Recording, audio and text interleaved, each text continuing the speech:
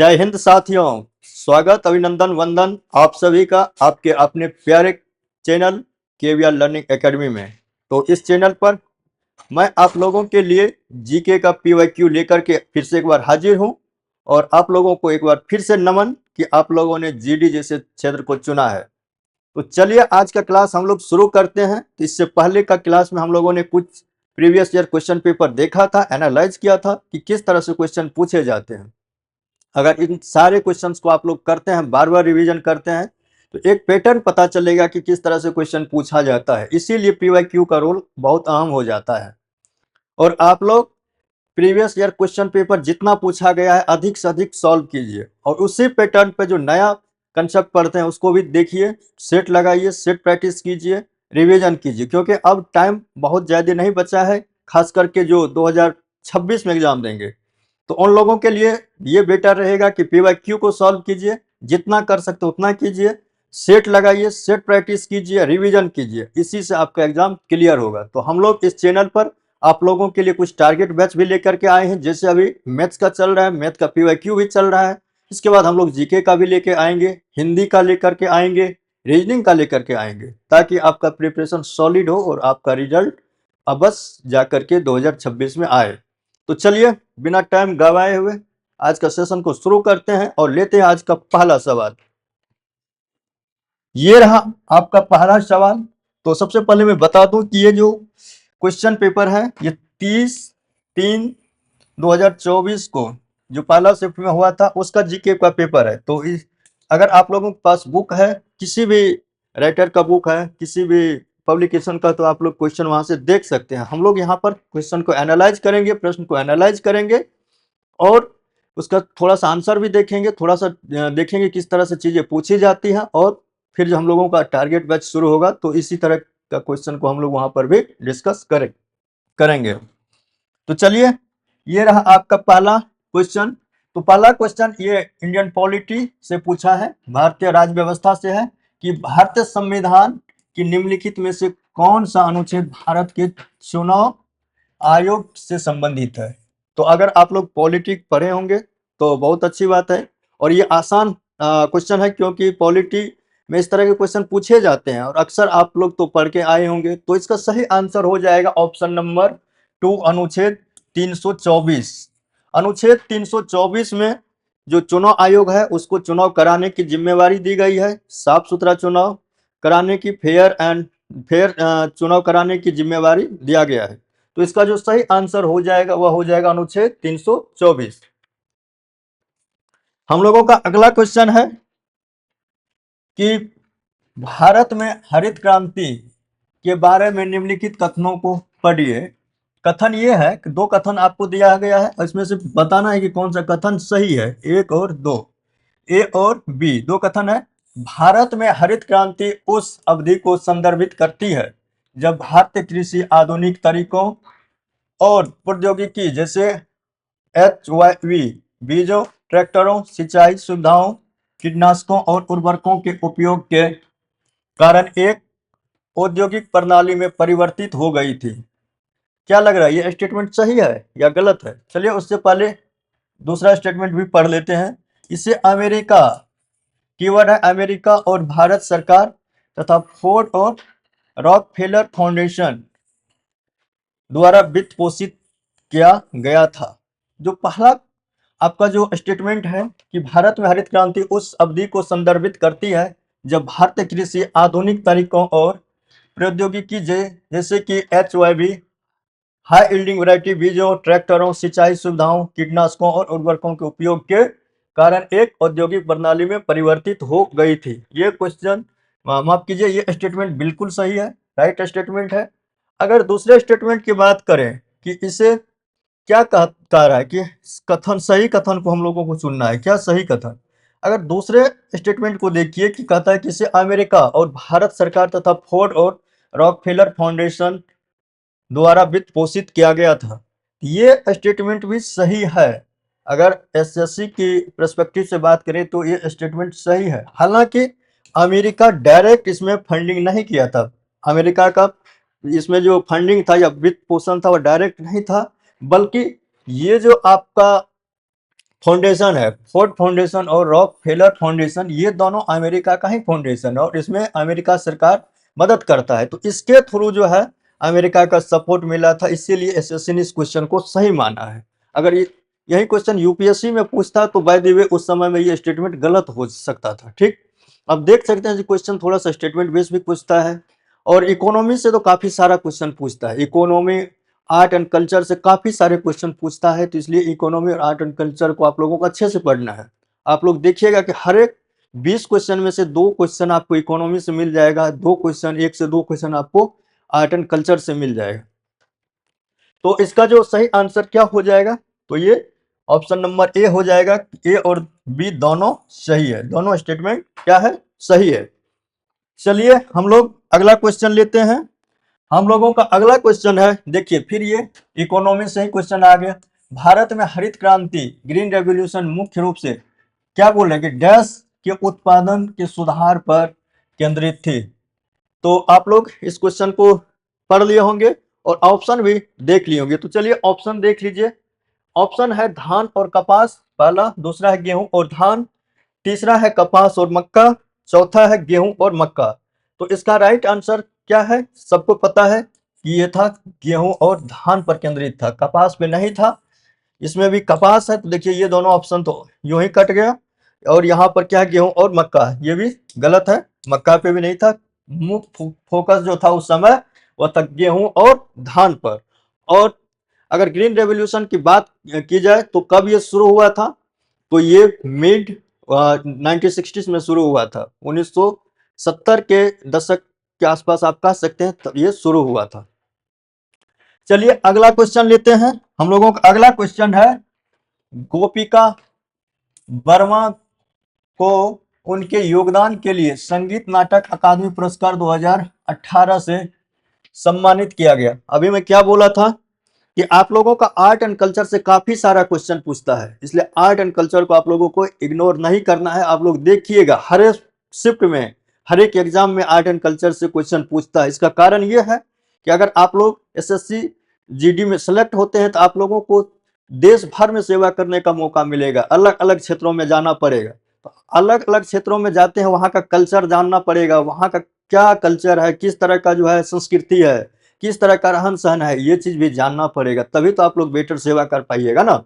इसीलिए art and culture को कभी भी इग्नोर नहीं करना है। आर्ट एंड कल्चर को अच्छे से पढ़िए, आपको 1 से 2 क्वेश्चन डायरेक्ट यहाँ से देखने को मिल जाएगा, इसीलिए इस तरह के क्वेश्चन पूछे जाते हैं। ठीक है, तो चलिए इसका आंसर हम लोग देखते हैं। मैं थोड़ा साइड होता हूं, देखिए इसका जो ऑप्शन है कथक, कुचिपुड़ी, मोहिनी अट्टम, ओडिसी। तो इसका जो सही आंसर हो जाएगा वह है मोहिनी अट्टम। और मोहिनी अट्टम कहाँ की ये क्लासिकल नृत्य है, बताइए कहाँ का ये क्लासिकल, ये आपका नृत्य है, शास्त्रीय नृत्य है। आप लोगों को पता होगा कि मोहिनी अट्टम केरल का है। ठीक है, ये केरल का है। इससे पहले भी हम लोगों ने इसको बहुत अच्छे से डिस्कस किया था। मोहिनी अट्टम में क्या होता है, मोहिनी अट्टम जो होता है भगवान विष्णु का जो ये मोहिनी रूप है उसको प्रदर्शित किया जाता है महिलाओं के द्वारा। ठीक है, तो इसलिए काफी ये फेमस है, कहाँ पर, केरल में काफी फेमस है। ठीक, इस चीज को आप लोग याद रखिएगा। कथक और कुचिपुड़ी के बारे में आप लोग बताइएगा, ओडिसी तो ओडिशा से होगा, तो आप लोग बताइएगा कमेंट में कि कथक और कुचिपुड़ी कहाँ का ये शास्त्रीय नृत्य है। ठीक है, देखूंगा।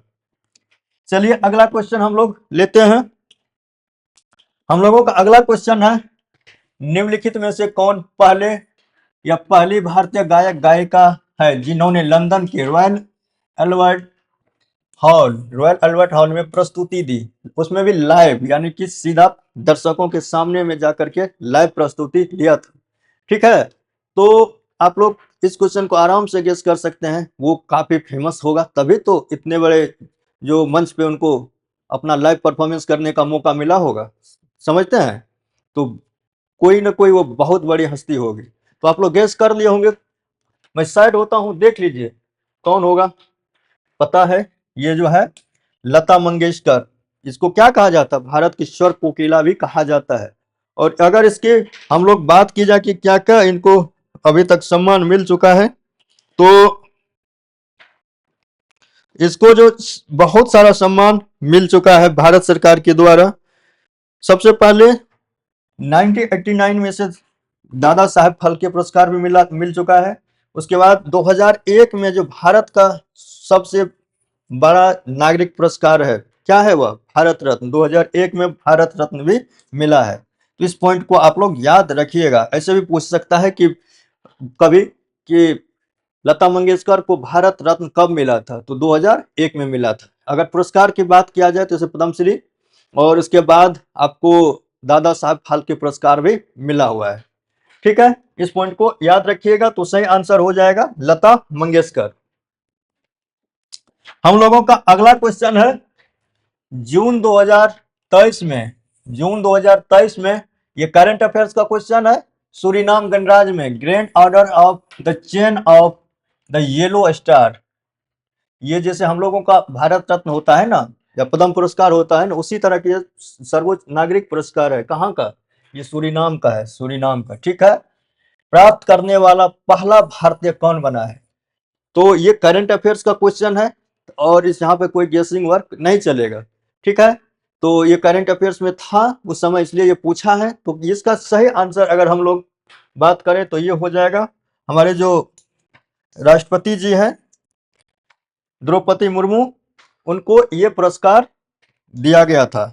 और जब ये सूरीनाम की यात्रा पे थे उसी समय यह पुरस्कार दिया गया था। ठीक है, तो इस क्वेश्चन का सही आंसर ऑप्शन नंबर 4 हो जाएगा, द्रौपदी मुर्मू। हम लोगों का अगला क्वेश्चन है लाहौर नृत्य शैली का संबंध निम्नलिखित में से किस राज्य से है? अभी हम लोगों ने ये बात डिस्कस किया था ना कि देखिए कितना आर्ट एंड कल्चर से क्वेश्चन पूछता है, देख रहे हैं। तो इसका जो है सही आंसर क्या होगा बताइए। देखिए इसका सही आंसर हो जाएगा मेघालय। ये जो लाहौर नृत्य शैली है ये मेघालय का एक बहुत ही मशहूर नृत्य शैली है, समझे। तो इस क्वेश्चन का सही आंसर मेघालय हो जाएगा। चलिए हम लोग अगला क्वेश्चन लेते हैं। हम लोगों का अगला क्वेश्चन है निम्नलिखित में से किस राज्य की सरकार ने राज्य भर में यात्रियों और वस्तुओं के लिए एक सकल किफायती और सुरक्षित परिवहन नेटवर्क स्थापित करने के उद्देश्य से location accessible multi modal initiative, ठीक है, इसको लॉन्च किया है। इसको लक्ष्मी बोला गया है शॉर्ट में, लक्ष्मी स्कीम को मंजूरी दी है। करंट अफेयर्स का क्वेश्चन अगेन, तो करंट अफेयर्स का क्वेश्चन हम लोग गेसिंग नहीं कर सकते हैं, इसको पढ़ना ही पड़ेगा। तो एक बार आप लोग ऑप्शन को देख लीजिए क्या क्या सही होता। हालांकि अब ये क्वेश्चन आउटडेटेड हो गया, लेकिन इस तरह के क्वेश्चन पूछे जाते हैं। हम लोगों का यहाँ पर उद्देश्य है कि क्वेश्चन को एनालाइज करें कि किस तरह से क्वेश्चन पूछा जाता है और इसी के बेसिस पर हम लोगों का आगे की तैयारी भी होती है। तो ये सही आंसर हो जाएगा इसका ओडिशा। ओडिशा सरकार के द्वारा यह इनिशिएटिव लॉन्च की गई है, समझे। चलिए हम लोग अब अगला क्वेश्चन लेते हैं। फिर हम लोगों का अब जो ये क्वेश्चन है सितंबर 2023 में विजयवाड़ा रेलवे स्टेशन को इंडियन ग्रीन बिल्डिंग काउंसिल द्वारा उच्चतम प्लेटिनम रेटिंग के साथ डैश प्रमाण पत्र और एक प्रमाण पत्र से सम्मानित किया गया। ये क्वेश्चन भी काफी न्यूज में था उस समय, काफी न्यूज में था, क्योंकि इस तरह के क्वेश्चन अगर आता है, इस तरह की न्यूज आता है तो काफी न्यूज में रहता है, तो इसीलिए ये क्वेश्चन पूछा गया। तो इसका जो सही आंसर हो जाएगा इस क्वेश्चन का ये होगा हरित रेलवे स्टेशन। ये प्लेटिनम रेटिंग जो मिला है इंडियन ग्रीन बिल्डिंग काउंसिल के द्वारा, आईजीबीसी के द्वारा। इससे पहले जो है विजयवाड़ा रेलवे स्टेशन को जो है एक और जो सर्टिफिकेट मिला था इससे कम रेटिंग का, ठीक है। इसके बाद इसको जो ये सबसे हाईएस्ट रेटिंग होता है ये रेटिंग मिला है। उसके साथ साथ हरित रेलवे स्टेशन का भी प्रमाण पत्र मिला है। तो इसका सही आंसर हो जाएगा ऑप्शन नंबर 2 हरित रेलवे स्टेशन। हम लोगों का अगला क्वेश्चन है, तो यहाँ पे थोड़ा सा टेक्निकल इश्यू आ गया था। चलिए इस क्वेश्चन को फिर से एक बार कंटिन्यू करते हैं। तो हम लोग देख रहे थे कि जब कोई व्यक्ति बिना कोई दूसरी नौकरी ढूंढे एक नौकरी छोड़ देता है या तो स्वेच्छा से या अनिच्छा से, तो वह डैश से गुजर रहा होता है, यानी कि किस तरह के बेरोजगारी से गुजर रहा होता है, ये इस क्वेश्चन का भाव है। इसी को हम लोग को जवाब देना है। तो आप लोग एक बार आंसर यहाँ पर देख लीजिए। ये जो ऑप्शन है आपका प्रच्छन्न बेरोजगारी, घर्षणात्मक बेरोजगारी, चक्रीय बेरोजगारी और मौसमी बेरोजगारी। तो चलिए मैं आपको एक एक करके बता देता हूं कि ये बेरोजगारी कहाँ पे, कौन सा बेरोजगारी किस क्षेत्र में होता है। तो देखिए, प्रच्छन्न बेरोजगारी होता है, ये कृषि क्षेत्र में होता है। कैसे होता है? मान लीजिए अगर कृषि क्षेत्र में एक आदमी का काम है या दो आदमी का काम है और उसी में 5 आदमी लगा हुआ है, अगर ये 3 आदमी वहां से निकल भी जाएगा ना, तो जो सकल इसका जो उत्पादकता, उस पर कोई फर्क नहीं पड़ने वाला है, उत्पादकता उतना ही रहेगा। इसके रहने ना रहने से कोई फर्क नहीं पड़ेगा, लेकिन वो उसमें इन्वॉल्व है, लगता है कि वो जो है रोजगार में है, बट वो रोजगार में नहीं है, वो बेरोजगार है। ठीक है, तो इस तरह के जो बेरोजगारी होती है उसे प्रच्छन्न बेरोजगारी कहते हैं, ये कृषि सेक्टर में होता है। अगर मौसमी बेरोजगारी की बात करें तो यह मुख्यतः कृषि क्षेत्र में ही ये भी देखने को मिलता है कि आप लोगों को पता होगा कि एक सीजन होता है, सीजन के हिसाब से हम लोगों का फसल होता है, तो उस बीच का जो समय होता है उसको क्या बोला जाता है, उस बीच के समय को क्या बोला जाता है, जो जितना दिन वो बेरोजगार रहता है, तो उसी को बोला जाता है ये मौसमी बेरोजगारी। ये मौसम के हिसाब से चेंज होता है। ये जो आपका घर्षणात्मक बेरोजगारी है ना, यही इस क्वेश्चन का जो आंसर होगा।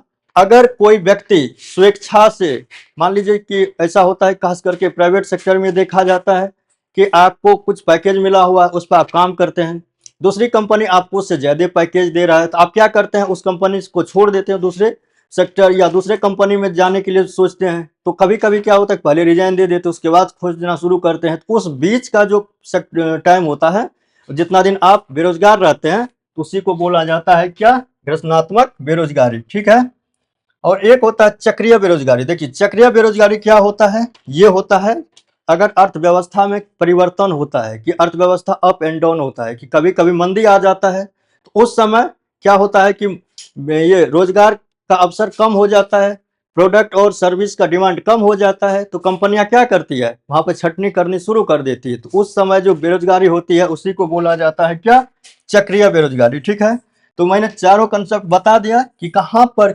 और किस सेक्टर में कौन सी बेरोजगारी देखने को मिलता है। अब अगर इस तरह के क्वेश्चन पूछेगा तो आप लोग आसानी से जवाब दे पाइएगा। चलिए हम लोग अगला क्वेश्चन लेते हैं। देखिए, हम लोगों का अगला क्वेश्चन है, मेजर ध्यानचंद डैश के खेल में एक जाना माना नाम है। तो ये तो सबको पता होगा मेजर ध्यानचंद के बारे में। इसे और एक उपनाम के द्वारा भी जाना जाता है कि ये क्या है, हाँ, हॉकी के जादूगर है, हॉकी के जादूगर के नाम से इनको जाना जाता है। इनका जो जन्म हुआ था वह हुआ था 29 अगस्त 1905 को। कहाँ पे हुआ था, प्रयागराज में हुआ था। अगस्त 1905 को प्रयागराज में हुआ था, और एक महान खिलाड़ी हुए हॉकी के क्षेत्र में। तो इनकी जो उपलब्धि के कारण 29 अगस्त को भारत सरकार ने भारत में क्या है, एक खेल दिवस के रूप में भी मनाने की घोषणा किया है। और यह शुरुआत 2012 में की गई थी। कब, 2012 में इसकी शुरुआत की गई थी। तो इतना पॉइंट को आप लोग याद रखिएगा। तो मेजर ध्यानचंद, अब एक चीज और याद रखना है कि पहले जो एक होता था आपका खेल रत्न, तो उसका नाम क्या होता था, राजीव गांधी खेल रत्न, उसका नाम अब चेंज करके क्या कर दिया गया है, मेजर ध्यानचंद खेल रत्न कर दिया गया है। ठीक है, और उससे पहले एक होता था लाइफ टाइम अचीवमेंट अवार्ड दिया जाता था इनके नाम से। तो उसको अभी फिलहाल वो है ही, लेकिन एक मेजर ध्यानचंद खेल रत्न जो राजीव गांधी खेल रत्न था, तो उसका पुनः नामांकन किया गया है। तो इस चीज को भी आप लोग याद रखिएगा। तो इसका ऑप्शन क्या हो जाएगा, ऑप्शन नंबर 4, वह हॉकी के खिलाड़ी थे, हॉकी के जादूगर के नाम से भी जाने जाते थे। अब हम लोगों का अगला क्वेश्चन है, निम्नलिखित में से कौन सा त्योहार 25 दिसंबर को पूरे विश्व में मनाया जाता है, कहां पर, पूरे विश्व में। तो ये बहुत आसान क्वेश्चन है। 25 दिसंबर बड़ा दिन, क्रिसमस की त्योहार मनाया जाता है। आज हम लोग जिस दिन ये वीडियो रिकॉर्ड कर रहे हैं तो क्रिसमस आने वाली है। ठीक है, तो इसका सही आंसर हो जाएगा ऑप्शन नंबर 3, क्रिसमस। हम लोगों का अगला क्वेश्चन है, निम्नलिखित में से किसका संबंध संगीत वाद्य यंत्र सारंगी से नहीं है। क्या पूछ रहा है, सारंगी से नहीं है, ये क्वेश्चन है। ऑप्शन है उस्ताद बिंद खान, निखिल बनर्जी, रमेश मिश्रा, शकूर खान। तो अगर हम लोग इस ऑप्शन को देखें तो इसमें सिर्फ एक निखिल बनर्जी है। निखिल बनर्जी ये जो है सारंगी से जो है जुड़ा हुआ नहीं है, ये सारंगी से जुड़ा हुआ नहीं। बाकी जो आप देख रहे हैं, एक उस्ताद बिन खान, ये भी सारंगी के उस्ताद हैं। रमेश मिश्रा भी है और शकूर खान भी है। तो इसका सही आंसर क्या हो जाएगा? ये हो जाएगा निखिल बनर्जी। तो अब इसका सही आंसर आप लोगों को अब पता हो गया होगा। इस तरह से हम लोग इस क्वेश्चन को सॉल्व कर सकते हैं। हालांकि ये क्वेश्चन फैक्चुअल है, तो हम लोगों को नाम याद रखना पड़ेगा कि कौन सा किस संगीत से जुड़ा हुआ। आप लोग देखे होंगे कि एसएससी खास करके जीडी में काफी सारा क्वेश्चन इस तरह से पूछता है, तो हम लोगों को इस पर भी फोकस करना पड़ेगा। हम लोगों का अगला क्वेश्चन है, निम्नलिखित में से कौन सा उत्सव गुजरात में एक उत्सव नहीं है? फिर इसमें है कि कौन सा नहीं है। 3 ऐसा है कि जो कि गुजरात में मनाया जाता है और एक ऐसा है कि जो गुजरात में नहीं मनाया जाता है। तो ये उत्तरायण पतंग उत्सव जानते हैं, काफी फेमस है। कई बार प्रधानमंत्री को भी इस उत्सव में आप लोग देखे होंगे। तो ये जो है मनाया जाता है गुजरात में। कच्छ उत्सव पता है कि कच्छ कहाँ पर है? गुजरात में मनाया जाता है। पैराग्लाइडिंग भी मनाया जाता है। एक ये जो सनबर्न उत्सव है ना, ये मुख्यतः एक तरह का इलेक्ट्रॉनिक उपकरण के लिए महोत्सव होता है और खास करके यह गोवा राज्य में मनाया जाता है। तो इसका सही आंसर हो जाएगा ऑप्शन नंबर 2। ये सनबर्न महोत्सव है जो कि गुजरात में नहीं मना करके ये मुख्यतः गोवा में मनाया जाता है। ठीक है, चलिए हम लोग अगला क्वेश्चन देखते हैं। हम लोगों का अगला क्वेश्चन है, डैश की साक्षरता दर असम में शामिल नहीं है जहां जनगणना नहीं की जा सकी थी। तो 1981 में असम में जनगणना नहीं हुआ था।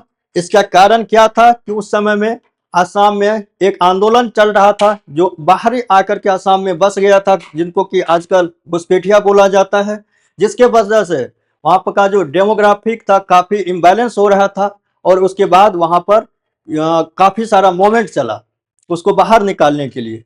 इस वजह से वहां पे अशांति की स्थिति थी, लॉ एंड ऑर्डर की स्थिति खराब थी। इस वजह से जो है ये जनगणना 1981 में वहां पर नहीं हो पाया था। और उसके बाद आप लोगों को पता होगा कि 1985 में जाकर के असम अकॉर्ड साइन हुआ था। उसके बाद फिर से वहां पर शांति कायम हुआ। ठीक है, तो इसका सही आंसर क्या हो जाएगा? Option number 4, 1981। 1981 की जन साक्षरता दर, क्योंकि जनगणना वहां पर हुआ ही नहीं था, तो साक्षरता दर किस तरह से मालूम होता। ठीक है, तो एक चीज आप याद रख सकते हैं कि असम अकॉर्ड 1985, 15 अगस्त 1985 को ये साइन हुआ था। हम लोग अब अगला क्वेश्चन देखते हैं। हम लोगों का अगला क्वेश्चन है, आधुनिक आवर्त सारणी में 18 ऊर्ध्व स्तंभ जिन्हें समूह कहा जाता है और क्षैतिज डैश क्षैतिज स्तंभ होता है। यहाँ होता है डैश, क्या है यहाँ पर डैश, यहाँ पे डैश था, डैश क्षैतिज पंक्तियां होती है जिन्हें आवर्त कहा जाता है। तो ये एनसीईआरटी से डायरेक्ट कॉपी पेस्ट किया हुआ लाइन है, वहां से उठाया और यहाँ पर पेस्ट कर दिया इस क्वेश्चन में। तो ये सबको पता होगा जो भी जनरल साइंस पढ़ते हैं। तो केमिस्ट्री का ये क्वेश्चन, रसायन विज्ञान का यह क्वेश्चन काफी आसान क्वेश्चन है, तो सबको पता होता है कि ये होता है। इसका ऑप्शन हो जाएगा ऑप्शन नंबर 4। 7 जो है क्या होता है? 7 क्षैतिज पंक्तियां होती है जिन्हें क्या कहा जाता है? आवर्त कहा जाता है। ठीक है, चलिए हम लोग अगला क्वेश्चन लेते हैं। जहां पर भी क्वेश्चन का एनालिसिस की जरूरत होगा, डिटेल एक्सप्लेनेशन की जरूरत होगा, वहां पर मैं आप लोगों को डिटेल एनालिसिस, डिटेल जो मैं आपको क्वेश्चन को बताऊंगा कि आने वाले समय में कैसे क्वेश्चन फिर पूछ सकता है।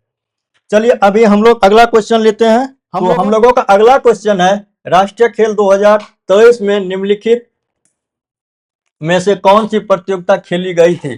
तो फिर अगेन ये जो है करंट अफेयर्स का क्वेश्चन है।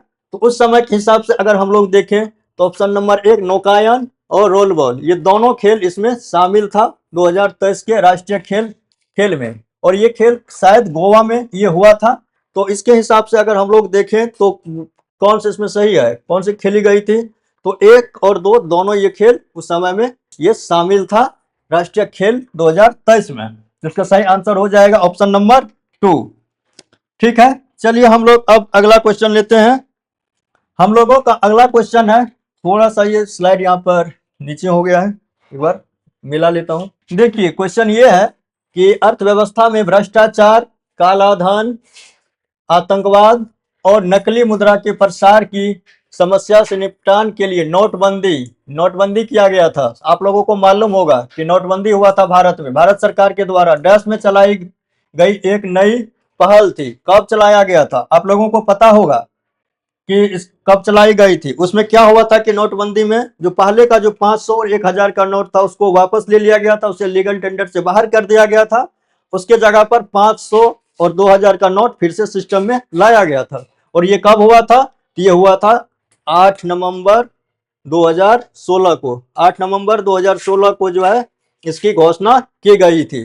तो इसका सही आंसर क्या हो जाएगा? Option number 3। तो आप समझते हैं कि किस तरह से क्वेश्चन पूछा जाता है अर्थव्यवस्था में, खास करके इकोनॉमी। तो इसलिए इकोनॉमी को, उसके बाद आपको आर्ट एंड कल्चर को बहुत अच्छे तरह से पढ़ना है। यहाँ से काफी सारा क्वेश्चन आपको देखने को मिलेगा। हम लोगों का अब अगला क्वेश्चन है, प्रसिद्ध कृति अर्थशास्त्र का श्रेय निम्नलिखित में से किस प्राचीन भारतीय विद्वान और रणनीतिकार को दिया जाता है? काफी आसान क्वेश्चन है। आपका जो प्राचीन इतिहास है वहां से क्वेश्चन लिया गया है। तो आप लोगों को पता होगा कि ये आपका मौर्य काल में एक महान या रणनीतिकार हुआ करते थे। चंद्रगुप्त मौर्य के वो गुरु भी थे और भारत में उन्होंने खास करके मगध की सत्ता पर चंद्रगुप्त मौर्य को स्थापित करने में अपनी पूरी मेहनत से, पूरी लगन के साथ उसको पहुंचाया था। तो वो कौन थे? इसमें चाणक्य होगा। चाणक्य के द्वारा ये अर्थशास्त्र की पुस्तक लिखी गई थी। हालांकि ये पुस्तक राजनीति से संबंधित है, लेकिन उसका नाम क्या है? अर्थशास्त्र इसमें लिखा गया है। तो सही आंसर क्या हो जाएगा? इसका हो जाएगा चाणक्य। ठीक है। और अब रहा आपका ये लास्ट क्वेश्चन आज का। आप लोगों का जो 20 क्वेश्चन पूछता है जीके का, उसका ये अंतिम क्वेश्चन है कि भारतीय खिलाड़ी ज्वाला गुट्टा द्वारा, ये है कि भारतीय खिलाड़ी ज्वाला गुट्टा निम्नलिखित में से कौन सा खेल खेला जाता है? यहाँ पे थोड़ा सा मिसप्रिंट हो गया है। निम्नलिखित में से कौन सा खेल खेला खेला जाता है इसके द्वारा? किसके द्वारा? भारतीय खिलाड़ी है ज्वाला गुट्टा, इनके द्वारा। तो आप लोगों को पता होगा कि ज्वाला गुट्टा सिंगल और डबल दोनों की खिलाड़ी रही है, काफी प्रसिद्ध रही है। तो ये जो है बैडमिंटन की खिलाड़ी है। किसकी? बैडमिंटन की खिलाड़ी है, ना तो हॉकी, टेबल टेनिस या क्रिकेट की ये खिलाड़ी है। तो ये ज्वाला गुट्टा किसकी खिलाड़ी है? बैडमिंटन को। तो राइट आंसर क्या हो जाएगा? Option number 1। तो इस तरह से हम लोगों ने आज 20 क्वेश्चन को सॉल्व किया, जो कि आप लोगों को इस शिफ्ट में पूछा था। तो इस तरह से क्वेश्चन पूछे जाते हैं। आपको क्या करना है? इस सारे क्वेश्चन को बार बार देखना है। एक जो है फ्रेमवर्क हो जाएगा आपके दिमाग में कि इस तरह से क्वेश्चन पूछे जाते हैं। और जब भी आप लोग पढ़िएगा, नया चीज पढ़िएगा, तो उसी के अकॉर्डिंग अपना जो है प्लान कीजिएगा कि किस तरह से चीजें पूछी जाती है, कहाँ पे फोकस करना है, कहाँ पर नहीं करना है। ठीक है। सब कुछ नहीं पढ़ना है, बहुत कुछ छोड़ना भी पड़ता है। अगर इस तरह से करते हैं तो जीके में आप लोग काफी अधिक नंबर ला सकते हैं। तो चलिए फिर हम लोग मिलेंगे अगले वीडियो में, फिर वहां पर कुछ और क्वेश्चन को देखेंगे। तो अगर इस चैनल पर नए आए हैं तो चैनल को सब्सक्राइब कीजिए, साथ ही बेल आइकन को भी दबा लीजिए। अगर आपको ये वीडियो पसंद आया हो तो वीडियो को लाइक कीजिए तथा अपने दोस्तों के साथ शेयर भी कर दीजिए। तो चलिए मिलते हैं अगले वीडियो में, तब तक के लिए आप सबों का बहुत बहुत धन्यवाद।